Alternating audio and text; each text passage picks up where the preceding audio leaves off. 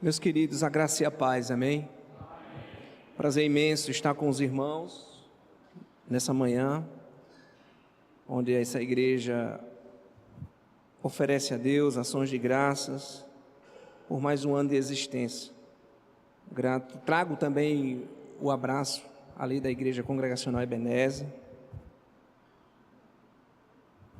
que juntos possamos crescermos e avançarmos no reino do Senhor Jesus. Sentados como estamos, queria que os irmãos abrissem as vossas Bíblias na carta de Paulo aos Filipenses 1, nós vamos ler do 1 ao 11.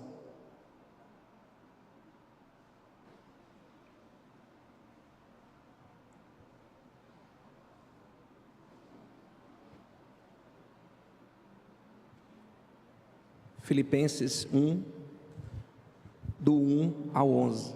Os irmãos podem deixar o texto aberto, para que a gente possa meditar verso a verso desses versos. Filipenses 1, do 1 ao 11, diz assim o texto sagrado: Paulo e Timóteo, servos de Cristo Jesus, a todos os santos em Cristo Jesus, que estão com os bispos e diáconos em Filipos, graça a vós da parte de Deus, nosso Pai, e do nosso Senhor Jesus Cristo. Dou graças ao meu Deus todas as vezes que me lembro de vós, fazendo sempre súplicas por todos, em todas as minhas orações, com alegria, em razão da vossa cooperação na causa do Evangelho, desde o primeiro dia até agora, e estou certo disso, aquele que começou a boa obra em vós, irá aperfeiçoá-la até o dia de Cristo Jesus. É justo que eu me sinta assim a respeito de todos vós, pois estáis em meu coração, já que todos sois participantes comigo da graça, tanto nas minhas prisões, quanto na defesa e na confirmação do Evangelho. Deus é testemunha de que tenho saudades de todos vós, com a eterna misericórdia de Cristo Jesus, e peço isto em oração, que o vosso amor aumente cada vez mais no pleno conhecimento e em todo entendimento, para que aproveis as coisas superiores, a fim de serdes sinceros e irrepreensíveis até o dia de Cristo, cheios do fruto de justiça, que vem por meio de Jesus Cristo, para a glória e louvor de Deus.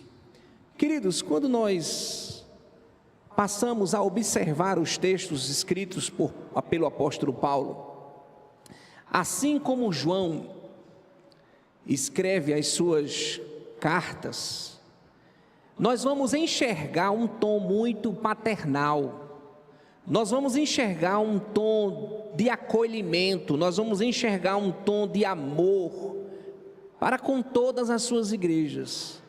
Mas é justo pensar que quando nós olhamos para a igreja em Filipos, enxergamos um amor diferenciado.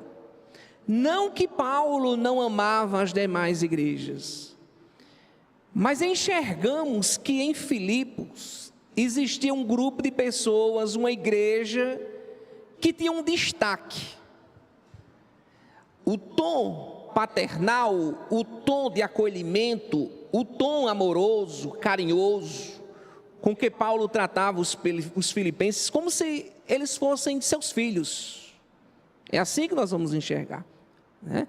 Pelo fato de tê-los gerado pelo Evangelho. E aí eu gostaria de listar, de pensar, por qual motivo Paulo amava tanto aquela igreja? Quais os motivos, ou melhor dizendo, que Paulo amava, porque Paulo amava tanto, tinha tanto carinho pelaquela igreja. E é justo a gente também refletir nesses versos né? Diante de uma geração, queridos, que desistiram da igreja, diante de uma geração que colocou a igreja em segundo plano. A igreja não é mais prioridade para a nossa geração. Primeiro eu vou fazer isso, primeiro eu vou fazer aquilo, depois eu vou fazer aquilo. Segundo, eu penso na igreja. A nossa geração não pensa nem na sua localização de moradia quando se reflete na igreja. Mas você vai morar longe, sem problema. Porque a igreja não está mais nos planos da vida da comunidade cristã. E quando falo de igreja, eu falo sim da igreja local. Porque a igreja local é uma instituição divina. Porque a igreja local, sim, foi instituída por Deus. E nós não podemos desistir da igreja. Nós não podemos desistir de amar a igreja. Nós não podemos desistir de investir na igreja. Porque a igreja pertence a Deus. E esse é o principal motivo. Por outro lado, a nossa geração, e eu estou generalizando, irmãos, porque a gente não pode, tratar esses casos como sendo pontual. A nossa geração também desistiu de congregar. Vivemos em um tempo que congregar não faz parte mais do meu checklist. Se der, eu congrego. Se não der, não tem problema.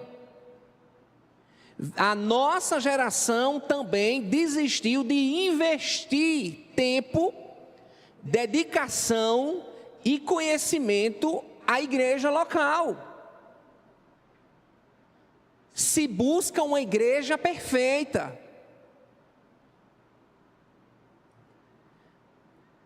Por que não pensar como eu posso contribuir para melhorar a minha igreja?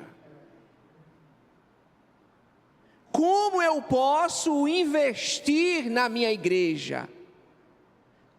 Não, se busca uma igreja perfeita. Uma igreja de acordo com os meus conhecimentos intelectuais, uma igreja de acordo com a minha vida financeira,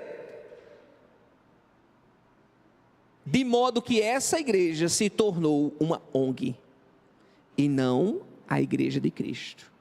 A igreja que nossa geração busca é uma ONG, mas não a igreja de Cristo. E quando eu olho para essa igreja em Filipos, muitos chamam a carta da alegria, a carta que o apóstolo Paulo amava tanto. Nós encontramos nessa igreja também problemas. Não era uma igreja perfeita. Assim como a igreja de Éfeso. Muitos olham para a igreja de Éfeso, uma igreja extraordinária, uma igreja fantástica. Paulo foi pastor em Éfeso, Timóteo foi pastor em Éfeso, João foi pastor em Éfeso, e alguns historiadores vão afirmar que Maria, mãe de Jesus, congregou em Éfeso. Que igreja extraordinária!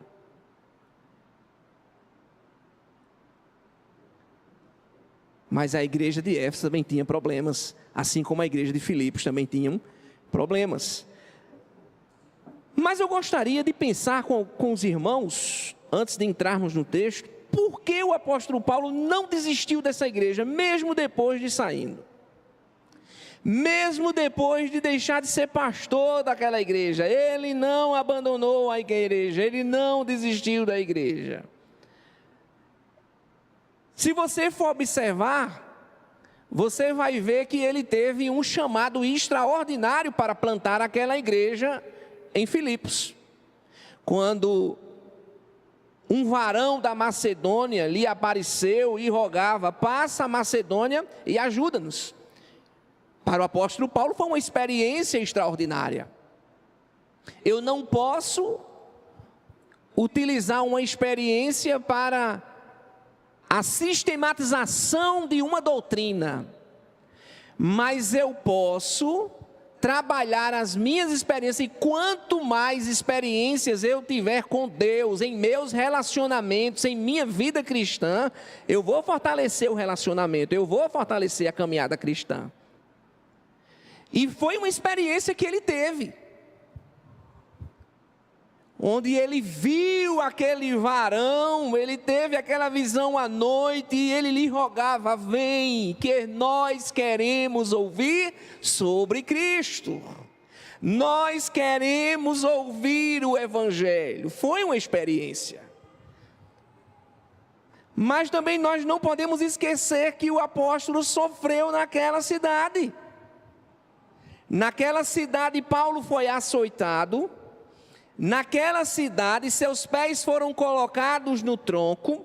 No entanto, seu carinho pela igreja só aumentou. E isso nos mostra que o chamado a servir a Jesus também é um chamado para sofrer. Que amor extraordinário ele tinha pelaquela igreja. Ali ele teve várias experiências. A experiência de ser chamado para plantar aquela igreja foi uma, mas também várias experiências na relação de sofrimento. Ele sofreu ali, ele padeceu ali, e isso fez com que o seu amor aumentasse. Note a discrepância que existe para a nossa geração, uma geração que não gosta de sofrer. Eu vou sair dessa igreja porque aqui eu levo muita lapada, eu vou sair dessa igreja porque aqui eu sofro muito. Certa vez eu estava no gabinete e um irmão me procurou e disse: pastor, estou saindo da igreja. Disse: por quê? Porque aqui é só cipuada, é só lapada. Aí eu disse assim: mas rapaz, vocês trabalham tanto. Não, a gente vai sair da igreja. Vá. E vocês vão para onde? Nós vamos procurar uma igreja que a gente possa se sentir bem. Quando vocês chegarem lá, vocês não vão se sentir bem. Vai começar um meio mundo de confusão. Por quê, pastor? Porque vocês vão chegar. Porque vocês também são problemas. Assim como eu sou problema, vocês também são problemas. E relacionamento é isso, irmãos. Mas o apóstolo Paulo não abandonou aquela igreja. Um terceiro motivo porque Paulo amava tanto aquela igreja. Primeiro, as suas experiências. Segundo, os seus sofrimentos. Terceiro motivo,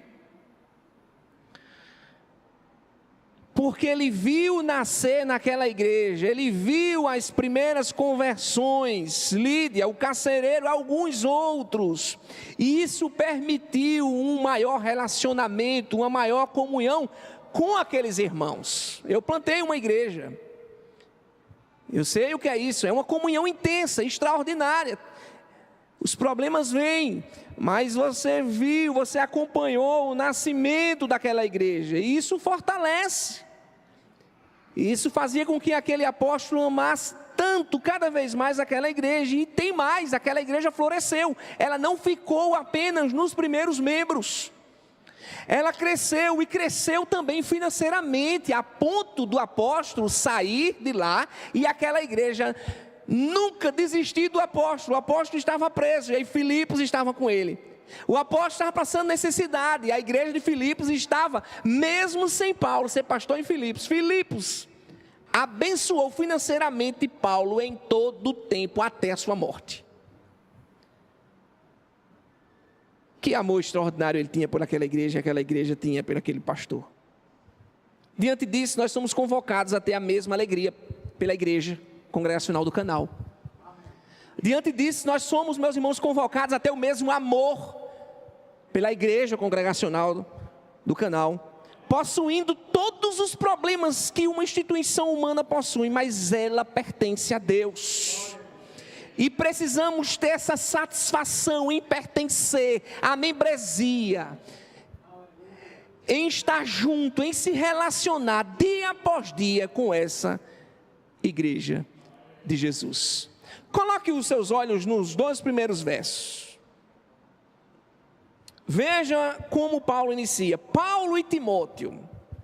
Ele inicia dizendo: servos de Cristo Jesus, mesmo sendo apóstolo, mesmo sendo inspirado por Deus para escrever essas sagradas letras, ele não carrega o título de pastor sozinho. Primeiro, ele não se coloca sozinho aqui. Quando ele inicia a carta, em seus cumprimentos, em sua saudação, ele diz Paulo e Timóteo. Ele poderia ceder à tentação do orgulho e trazer isso para si. Olha, Paulo, apóstolo. Não era necessário ele defender o seu apostolado aqui. Se você for fazer uma análise do texto, você vai ver que ele diz assim: Paulo e Timóteo, servos, escravos, de quem? De Cristo Jesus. Nós estamos aqui para servir, é isso que ele está dizendo. Depois ele endereça a carta, ele diz: a todos os santos em Cristo Jesus, que estão com os bispos ou presbíteros, é sinônimo aqui, e diáconos em Filipos. Segundo, irmão, se primeiro ele se coloca como servo, veja que nesse primeiro verso ele endereça a carta à igreja, antes da liderança. Porque a igreja não é a liderança, a igreja é o corpo. Então ele diz a todos os santos. Quem são os santos aqui? São os crentes. E depois dele frisar os santos, frisar os crentes, ele diz, aí ele começa a citar a liderança, ele dá aos presbíteros, que tem a responsabilidade de ensinar, aos presbíteros, que tem a responsabilidade de ensinar a sã doutrina, de ensinar todo o conselho de Deus, de pregar, e aos diáconos, aqueles que têm um trabalho operacional, aqueles que têm o trabalho de conduzir dentro da casa de Deus, todas as coisas em seus devidos lugares. Certa vez um diácono me procurou e disse: pastor, essa igreja está matando o meu ministério. Eu disse: por que essa igreja está matando o seu ministério, o servo de Deus? E ele disse, foi recente, ele disse assim: porque eu não sou escalado para dirigir culto, porque eu não sou escalado para pregar. E eu disse: você é o quê? Eu sou diácono. Então veja que ministério lindo. Ministério esse que muitas vezes não é evidenciado, porque o trabalho muitas vezes é por trás das cortinas, mas é extraordinário o trabalho do diácono, de fazer com que a igreja ande em todos os sentidos, de forma operacional, sabe, de cuidar da estrutura da igreja, de cuidar também, sim, da administração da igreja, de cuidar do som da igreja. Um diácono pode fazer isso, de cuidar para que a igreja esteja limpa, de cuidar dos necessitados da igreja. Quanto trabalho de cuidar também, sabe, do ministério de misericórdia da igreja, de cuidar dos idosos da igreja, sabe, se um idoso não tem condições de vir a pé para a igreja, um diácono tem que buscar ele, trazer. Irmãos, isto é extraordinário, o ministério diaconal. E eu disse: você está fazendo isso? Ele disse: não. Então é você que está matando o seu ministério, não é a igreja.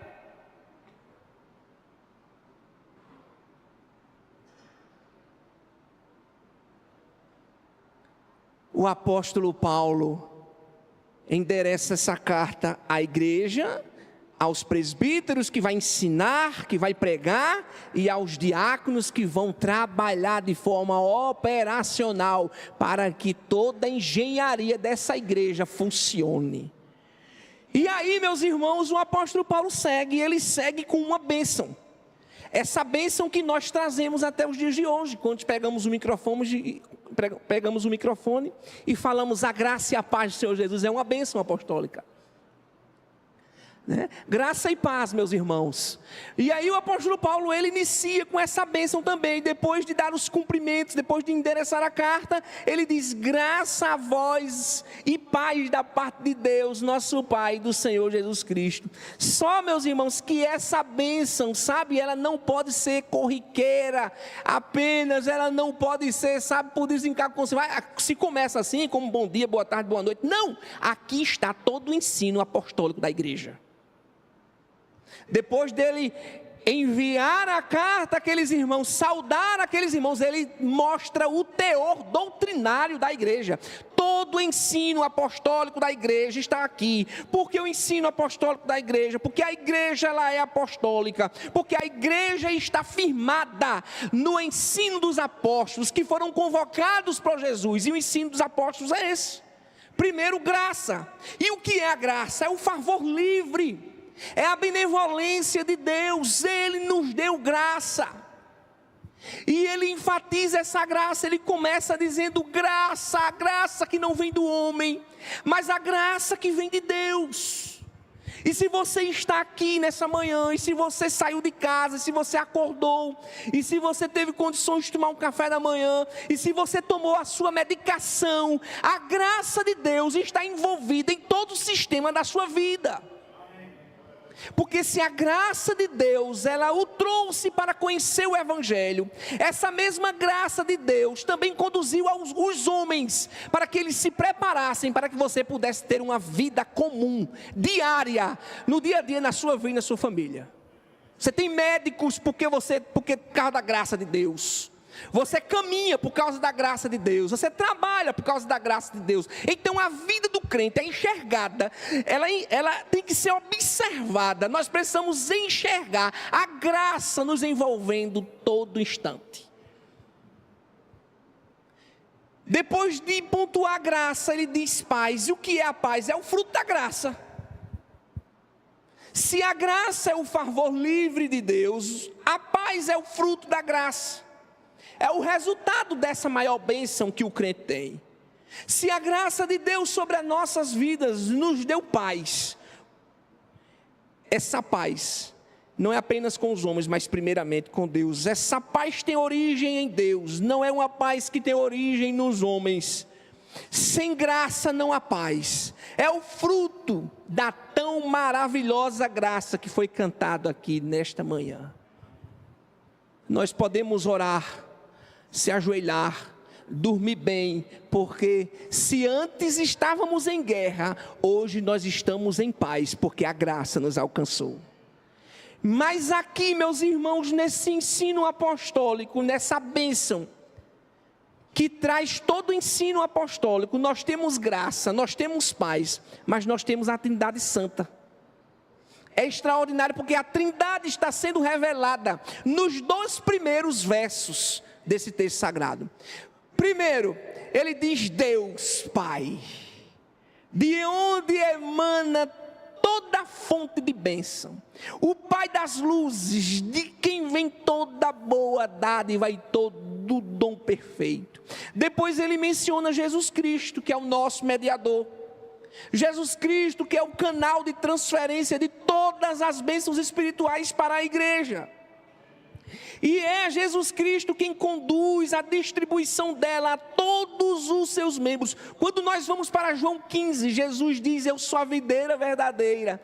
Quando ele diz eu sou a videira verdadeira, ele está dizendo: de mim vêm todos os nutrientes para que você cresça. De mim você tem todos os nutrientes necessários para que você seja um crente genuíno. Mas onde está o Espírito Santo aqui, pastor? Quem separa? O Espírito. Quando Paulo diz, servos de Jesus Cristo, ele diz a todos os santos.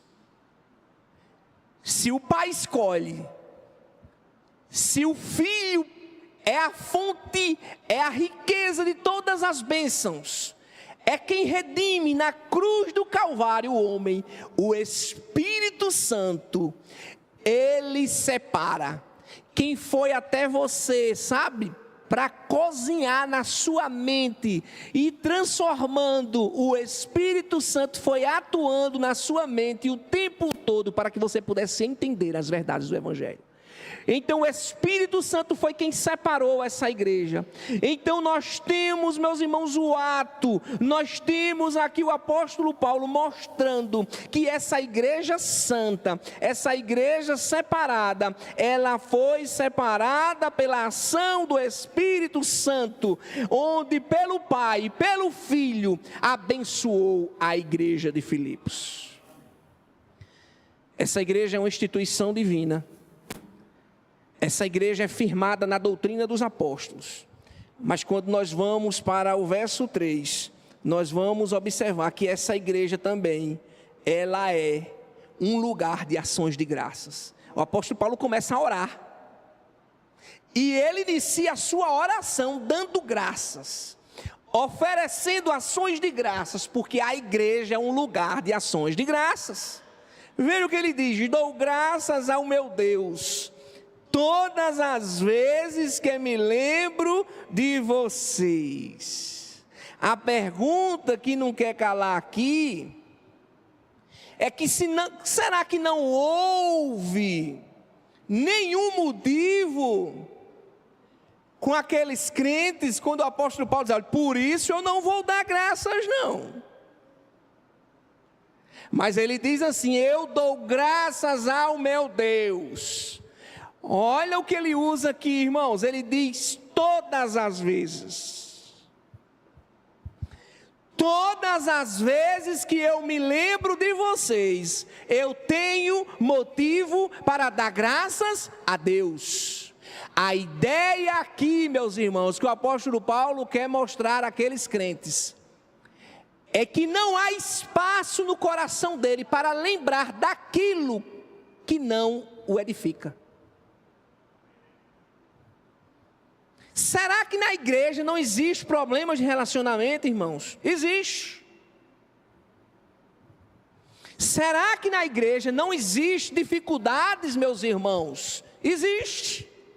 Mas deixa eu dizer a você uma coisa: a igreja é o único lugar onde devemos tratar as feridas. O único, irmãos.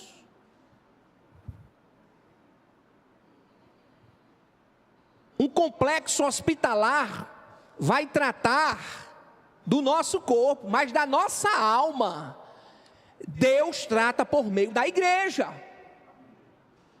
A igreja é o instrumento de Deus para tratar com a nossa alma, para tratar, sabe, também com os nossos temperamentos. Você sabia que temperamento não se muda?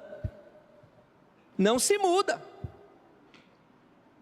Mas você pode ser moldado, tratado. E a igreja, eu sou apaixonado pela igreja, porque é algo extraordinário, né? Se o casamento é algo extraordinário, né, que chega a ser comparado com a união mística, né?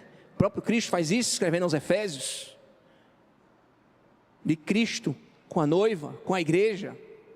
Você pega um rapaz, tem um tipo sanguíneo, um temperamento, aí vem uma moça que vem de outra família, e eles se unem, e ali eles se casam, eles têm filhos, e eles têm mais tempo de convivência do que com os próprios pais. Com o passar do tempo, você vai viver mais com a sua esposa do que com o seu pai, com a sua mãe. Isso é extraordinário. A igreja também é extraordinária. Sabe por quê? Porque aqui não são só duas pessoas. Aqui são 200, 300 pessoas. Cada um com um temperamento diferente, cada um dando uma opinião diferente. Nós temos uma reforma lá na igreja. E cada etapa da reforma, cada um que chega diga, você chegou na etapa da pintura. Aí um disse, vamos pintar de tal cor, outro vamos pintar de tal cor, daqui a pouco eu vou pintar de rosa. Daqui a pouco eu vou pintar de rosa, porque cada um que chega dando uma cor. Pastor, eu acho que um verde ficava bonito. Não, eu acho que um azul. Não, eu acho que não sei o que. Meus irmãos, olha, eu estou cansado. Tu acredita que eu estou cansado? 3 semanas eu estou cansado. Mas a igreja é um lugar extraordinário. Por quê? Porque a igreja é o corpo de Cristo, cheio de pessoas falhas. E esse apóstolo aqui, quando lembra daqueles irmãos, ele só lembra do que é bom. Então deixa eu dizer uma coisa a você: quando você lembrar da igreja, quando você lembrar do irmão que senta ao seu lado, não lembre dos seus defeitos, lembre do que ele contribuiu para a sua vida. Isso é importante, irmãos, porque se houve perdão, se foi tratado, deixe isso para trás e lembre do que é bom, lembre daquilo, sabe, que lhe traz proveito, que lhe joga para frente. É isso que o apóstolo Paulo diz aqui: eu lembro de tudo, todas as vezes que eu me lembro de vocês, eu tenho motivo para dar graças a Deus. Todas as vezes que eu lembro de vocês, eu tenho motivo para dizer: Deus, Tu és maravilhoso, Senhor. Porque Tu és maravilhoso? Por causa dos meus irmãos. No verso 4, ele vai continuar essa gratidão, porém essa gratidão, ela desemboca em alegria. Veja o que ele diz: fazendo essas orações, fazendo essas súplicas por todos, em todas as minhas orações, com alegria. Sabe, será que não houve nenhum motivo para ele ter rápido, dar vontade de pim, dar vontade de dar um cascudo?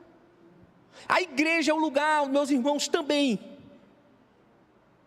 de orar uns pelos outros.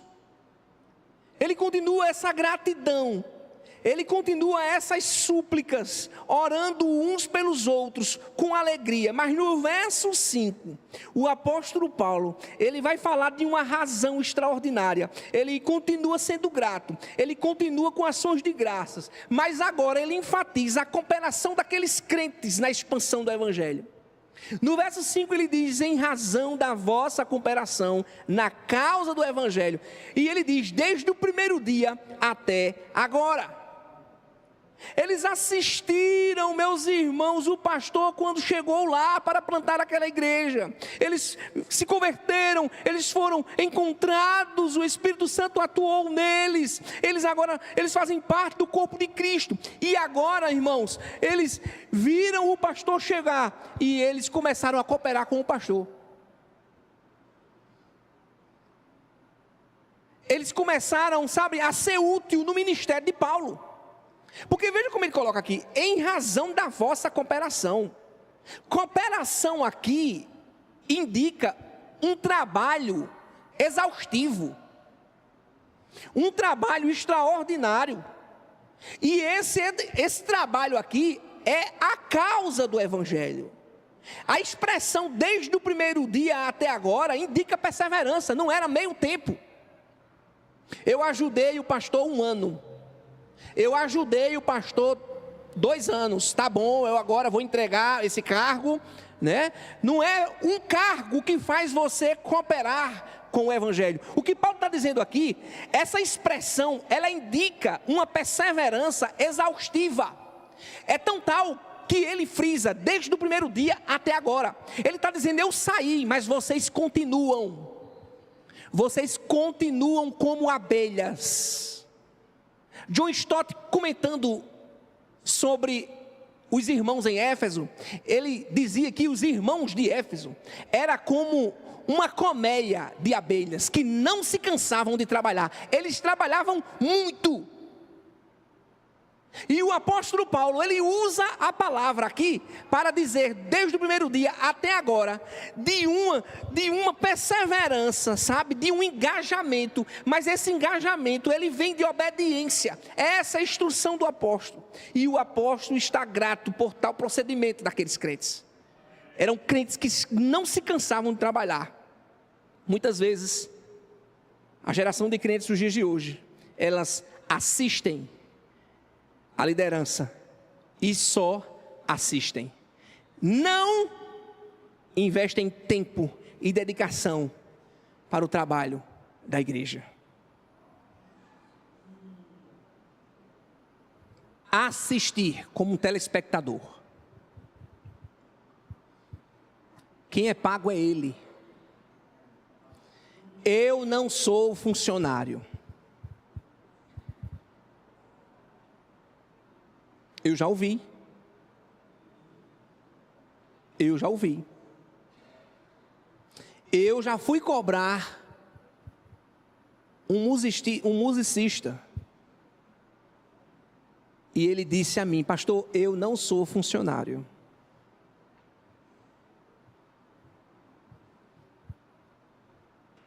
Aí eu perguntei: você é crente? Pelo menos.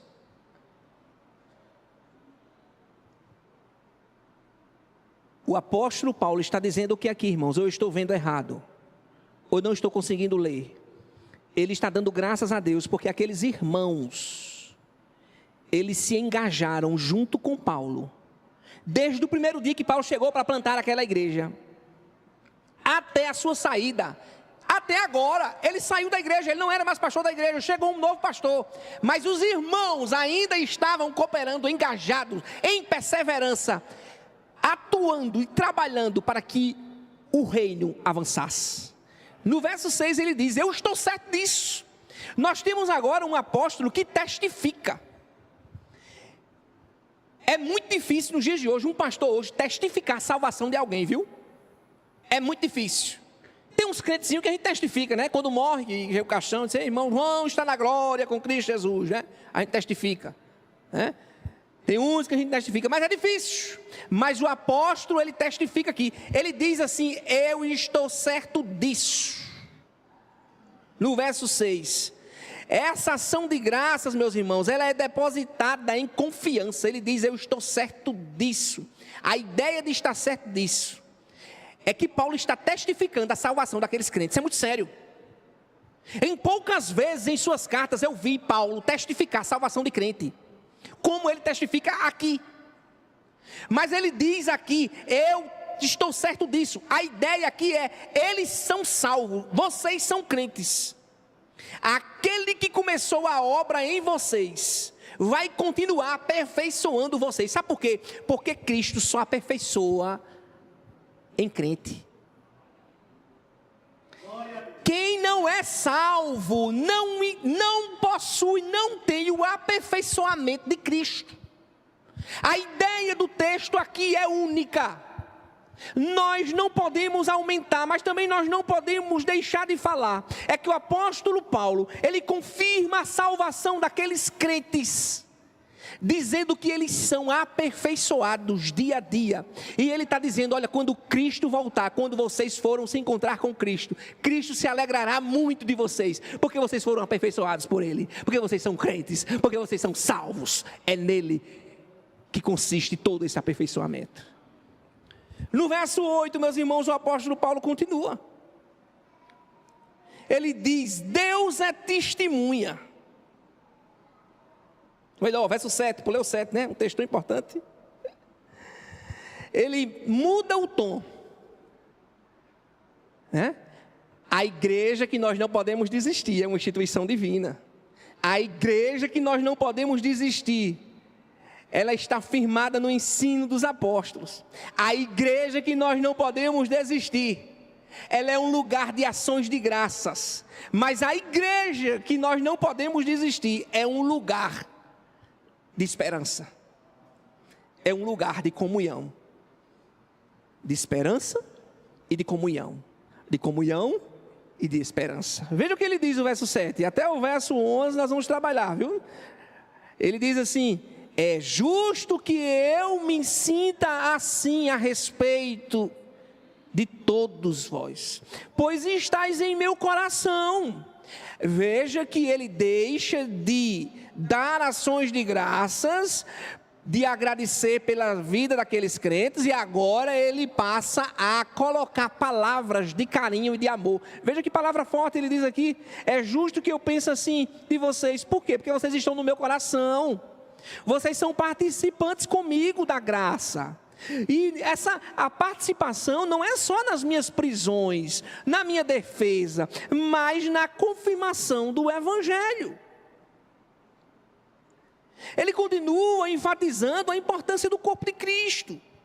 A igreja unida a Ele e uns aos outros. Cristo, Ele é o cabeça da igreja, mas fazemos parte do corpo. E nós estamos ligados uns aos outros.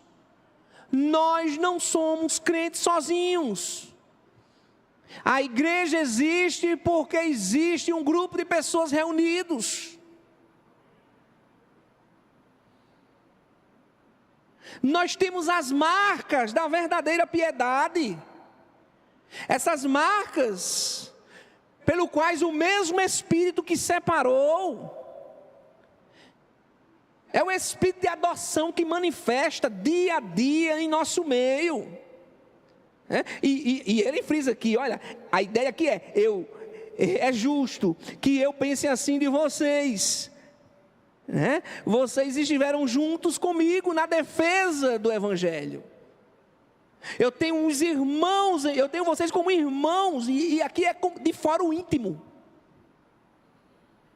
Deixa eu dizer uma coisa a você. A igreja é o único lugar onde nós formamos. É o único lugar onde nasce, ou onde nós formamos relacionamentos para a eternidade. Nem todos da sua casa entrarão no reino dos céus. Você não pode garantir que todos os membros da sua família estarão com você no céu. Você pode garantir isso? Não. Eu me esforço no ensino do Evangelho dos meus filhos. Eu trabalho e eu me esforço todos os dias. Mas eu não tenho garantias com relação à salvação deles, não. Me esforço e luto. E isso também serve para pai, para mãe, para filho. Quantos pais estão firmes na igreja e os filhos não estão? Quantos filhos estão firmes em Cristo Jesus, congregando, participando, e os pais não estão? Mas a igreja, a membresia da igreja, a gente sabe que nem todos que estão arrolados no livro de membros da igreja são livro que não existe mais livro, no sistema, né? Nem todos que estão no sistema de membresia das nossas igrejas estarão, sabe, na eternidade. Mas a gente sabe que existirá um povo lá. E a igreja é o único lugar onde nós temos relacionamentos para a eternidade. Ele diz, olha, até na prisão vocês estão comigo. Nos momentos de alegria, vocês estão comigo. Nos momentos de tristeza, vocês estão comigo. E agora ele faz um juramento, porque no verso 8 ele diz assim, Deus é testemunha. A ideia aqui é de um juramento. Ele diz, Deus sabe, Deus é testemunha, sabe, de que tenho saudades de todos vocês, com uma terna misericórdia. Eu acho lindo quando ele coloca a terna misericórdia. Ele está dizendo assim, olha, Deus sabe o quanto eu amo vocês. Deus sabe porque eu tenho tanto carinho por vocês. Deus sabe que existe, que vocês estão no meu coração. E aí ele diz assim, olha, com terna misericórdia. Por que ele diz com terna misericórdia? Ele diz assim, porque Deus sonda os nossos corações. E aí ele diz, ele usa essa misericórdia justamente para enfatizar que mesmo ele estando na carne, e estando eu e você na carne, nós estamos todos os dias, nós somos todos os dias tentados a cair. Cair no sentido do relacionamento desse amor, a tratar mal, a ser áspero, a ser grosso. Lutamos todos os dias. Assim como numa família, diariamente, muitas vezes um pai acaba sendo grosso com o filho, com a esposa. E aí por isso que ele diz assim, olha, eu amo vocês, vocês estão no meu coração, eu tenho um amor extraordinário. E pela eterna misericórdia de Deus, apesar das minhas falhas, vocês fazem parte da minha história, vocês fazem parte da minha vida. Da minha vida. A igreja, irmãos, é amor. A igreja é um lugar onde os crentes eles precisam se tratar, sabe? Eles precisam usar palavras com carinho. A gente precisa tratar o nosso irmão com amor, com palavras, sabe?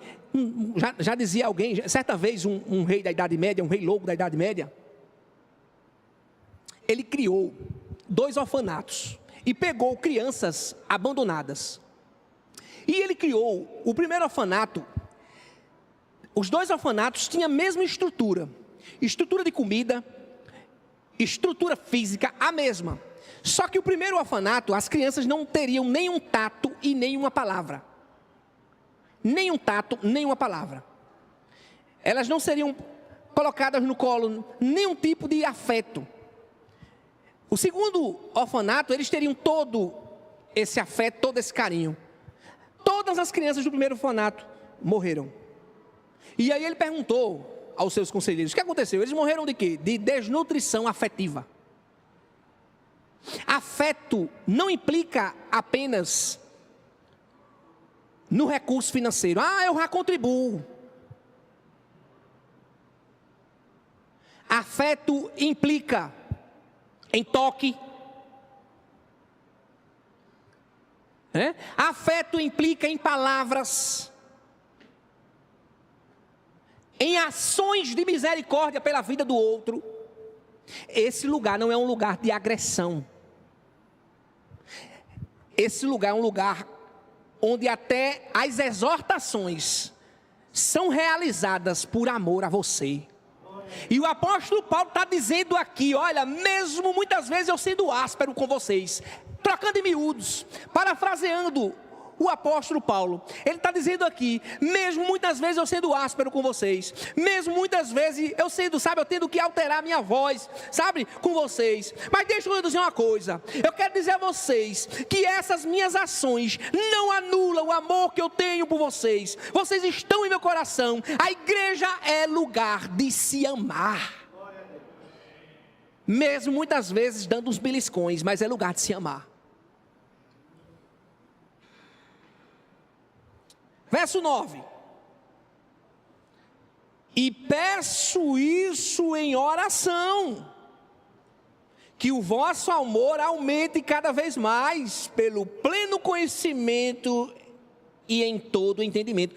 Note que a demanda do amor na comunidade cristã é tão séria, que ele replica, e ele diz, olha, eu faço isso em súplica, a ideia de oração aqui é súplica, eu estou suplicando a Deus, e peço que vocês também supliquem. Supliquem que o amor de vocês não diminua, mas que o amor de vocês aumente cada vez mais. E note que esse amor aumente em quê? Ele coloca aqui, aumente em pleno conhecimento e percepção.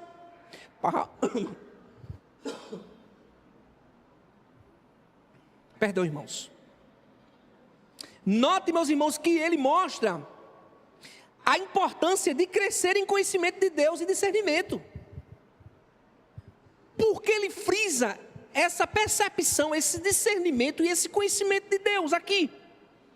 Porque se amarem isso, se crescerem nisso, vocês saberão lidar com os dissabores dos problemas de relacionamentos. Muitos dos problemas de relacionamento que surgem no meio da igreja, que não são resolvidos, pode chegar perto, que muitos não têm conhecimento correto de Deus dentro das Escrituras. Porque quando existe uma percepção, um discernimento e um conhecimento verdadeiro das Escrituras Sagradas, existe e tem espaço para se perdoar. Eu já tratei com 2 irmãs de anos, e elas sentadas, uma olhou para a outra e disse assim, eu não lhe perdoo nunca. Já pensou, irmãos, dentro de uma igreja, eu não lhe perdoo. E tem mais, se você sentar desse lado que eu sento, eu pulo, vou para o outro. Falta de conhecimento bíblico. Porque a igreja é um lugar de mutualidade, a igreja é um lugar de transformação. Então, quando nós temos conhecimento de Cristo, Quando nós sabemos quem é Cristo, quando nós temos o conhecimento do Evangelho, isso nos constrange, irmãos. Isso nos constrange, isso mexe conosco, irmãos. E isso precisa envolver, irmãos, todo o agrupamento da comunidade cristã. Oficiais precisam ter relacionamento, sabe, de amor e de carinho uns para com os outros. Liderança, mulheres, homens. Por quê? Porque nós pertencemos ao mesmo corpo. Fazemos parte da mesma família. O que mais me deixa em crise, como pastor de uma igreja, irmãos, é justamente isso, a falta do exercício de amor no nosso meio. Por isso que ele pede oração. Ele diz: eu estou orando, mas eu peço a vocês que vocês também orem, para que o amor de vocês aumente, mas aumente o conhecimento, porque quando nós conhecemos esse livro sagrado, em todo o tempo nós somos constrangidos, tratados e chamados a amar uns aos outros. Nós somos constrangidos a olhar para os mandamentos de Deus e entender que a igreja, que o plano de Deus envolve essa mutualidade, envolve os irmãos, envolve a igreja de estarmos juntos em Cristo Jesus. Verso 10, que eu não quero cansar os irmãos, já vou falando 50 minutos aqui, já chega. Verso 10 ele diz: para que aproveis as coisas superiores, a fim de serdes sinceros e irrepreensíveis, até o dia de Cristo. Então agora, ele passa a falar dessa esperança, ele enfatizou a comunhão, né? A igreja, nós não podemos desistir da igreja, irmãos, porque a igreja do Senhor Jesus é uma instituição divina. Nós não podemos desistir da igreja, porque a igreja está firmada no ensino dos apóstolos. Nós não podemos desistir da igreja, porque a igreja, em terceiro lugar, é uma igreja de comunhão e esperança, é um lugar de comunhão e esperança. E aí, depois de tratar a comunhão, agora ele parte para falar da rica esperança que a igreja nos dá. Na verdade, irmãos, o fato de sermos da igreja de Cristo e pertencermos à igreja local, ser membro da igreja local, isso nos dá esperança. Porque depois de provarmos do conhecimento de Deus, aprovamos todas elas. Por quê? Porque sabemos que elas são perfeitas. A lei do Senhor é perfeita. E essa lei que é perfeita restaura a alma. Tudo que Deus nos dá é perfeito, excelente. E o Evangelho é essa excelência. E a sinceridade é a perfeição do nosso Evangelho. Sabe o que o apóstolo Paulo está dizendo aqui? O apóstolo Paulo está dizendo aqui nesse verso 10, que acabamos de ler, que esses crentes, eles deveriam lutar diariamente para viver o Evangelho com sinceridade. Essa lei que é perfeita, que restaura a nossa alma, esse Evangelho revelado, esse Evangelho que nós temos em nossas mãos, nós precisamos lutar para viver diariamente com sinceridade. Eu ensino todos os dias os 10 mandamentos aos meus filhos. Todos os dias antes de sair de casa para ir para a escola, eu ensino e a gente repete os 10 mandamentos. Todos os dias. Às vezes a gente cai num pecado e, né, quando está muito apressado, mas literalmente todos os dias a gente recita os 10 mandamentos. E o meu menino, ele é mais, sabe, os dois são mais assim, a gente não pode diferenciar, né? Mas o menino, certa vez, disse a mim assim: papai, o senhor disse domingo na igreja, eu estava pregando em Gálatas, e eu falei sobre a lei, que a lei vem para matar. E aí, ele disse a mim assim: mamãe, já não foi depois que recitou, foi para dormir, orando para dormir. Ele disse: papai, se a lei já passou, por que a gente recita ela todos os dias? 6 anos está fazendo hoje, viu? E aí eu sentei ele na cama, eu disse: sabe por quê, meu filho? Para a gente não se esquecer de Jesus. Porque nós não conseguimos cumprir isso. Hoje de tarde, aconteceu algo, né? Hoje, ontem, não falo a memória, mas isso aqui eu já estou trazendo. Aconteceu isso, isso e isso. O que é que diz o mandamento do Senhor? Ele diz isso: honrar pai e mãe, para que tenha vida longa. E o que é honrar? Desobedecer. Tal dia você obedeceu ou desobedeceu papai? Desobedeci. Então você fez o que com o mandamento de Deus? Eu desobedeci o mandamento de Deus e desobedecia papai. Jesus cumpriu tudo de forma perfeita. Então você recita ele todos os dias para você lembrar de Jesus e de que você tem que ser parecido com ele. É isso que o apóstolo Paulo está dizendo aqui. Paulo está dizendo aqui: lutem todos os dias, olhando para a perfeição do Evangelho. Não é fácil, irmão. Ser crente não é fácil. Tem muita gente aí dizendo que ser crente é fácil. Ser crente não é fácil. Se ser crente fosse fácil, isso aqui estava esborrando de gente. Mas não é fácil, porque requer de nós uma luta diária. Uma luta diária, olhando para a perfeição do Evangelho. A perfeição do Evangelho está nas nossas mãos. É a Escritura Sagrada. Depois do apóstolo Paulo enfatizar que eles deveriam todos os dias conhecer dessa palavra, ele agora diz: vocês têm que não só conhecer, vocês também têm que lutar para a prática. Não apenas conhecer, mas lutar para praticar ela. E aí no verso 11 ele diz: cheios do fruto de justiça. Porque quando a prática do Evangelho vem, quando a prática do Evangelho vem, quando a gente lê, a gente aprende, a gente conhece, quando a gente começa a praticar, os frutos de justiça começam a ser evidenciados na nossa vida. E aí ele diz: olha, cheios de fruto de justiça, que vem por meio de Cristo Jesus para a glória e o louvor de Deus. Ele diz esses cheios de fruto de justiça. Por quê? Porque darão frutos por meio de obras. Sejam frutíferos em boas obras para a glória de Deus. Ele diz que esses tais frutos de justiça provêm do próprio Cristo, porque emanam da graça de Cristo, a justiça perfeita, que foi completada por Cristo quando cumpriu essa lei na cruz do Calvário, ressuscitando ao terceiro dia, meus irmãos, de modo que em Cristo nós somos perfeitos.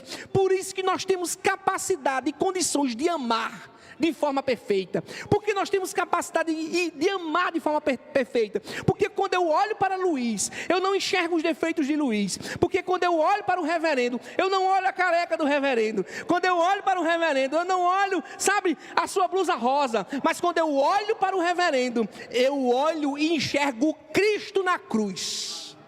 Nós não podemos partir para uma utopia de que a igreja é um lugar onde não existe problemas nem defeitos.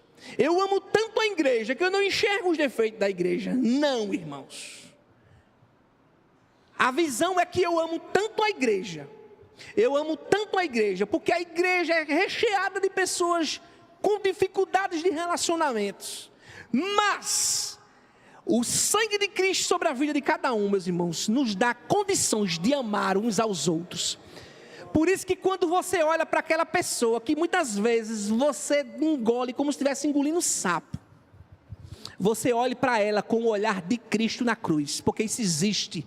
Não podemos partir, meus irmãos, para a hipocrisia. Nós não vivemos em uma gaiola hipócrita. Nós vivemos num lugar cheio de pessoas difíceis. Mas quando nós olhamos uns para os outros, nós enxergamos Cristo que cumpriu a lei de forma perfeita.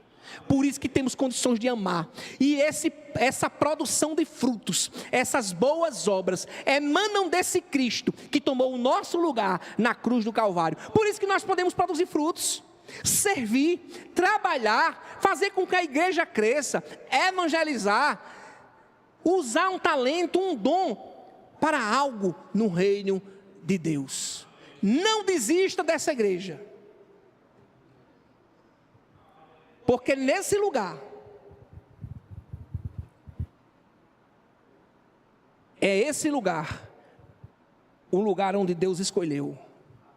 Essa estrutura física também é uma instituição ordenada por Deus, porque é uma igreja local. Essa instituição é firmada na doutrina dos apóstolos.